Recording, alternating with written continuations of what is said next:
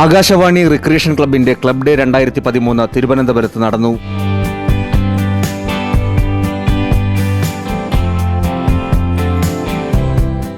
പരിപാടി ISRO മുൻ chairman Padma Vibhushan G. Madhavan Nair ഉദ്ഘാടനം ചെയ്തു.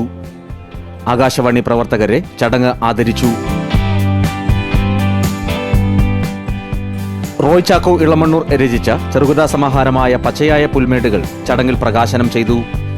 ആകാശവാണിയുടെ തിരുവനന്തപുരത്തെ പ്രക്ഷേപണം 70 വർഷം തികയുന്നതിന്റെ ഭാഗമായി പുറത്തിറക്കിയ വാനമ്പാടി എന്ന സുവനീറിന്റെ പ്രകാശനവും ചടങ്ങിൽ നടന്നു.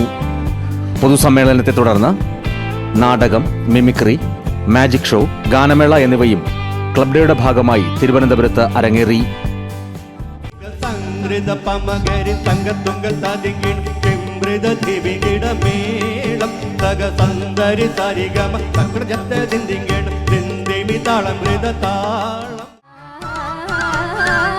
വെണ്ണിലെ മാറി കാറൊഴിഞ്ഞു, വെള്ളി നിലാവിൻ തേരുവന്നു, പുത്തരിപ്പാടം പൂത്തുലഞ്ഞു, വ്യാകുലരാവിൻ കോളൊടിഞ്ഞു, ഇതിരിപ്പൂ മൊട്ടുപോലെ.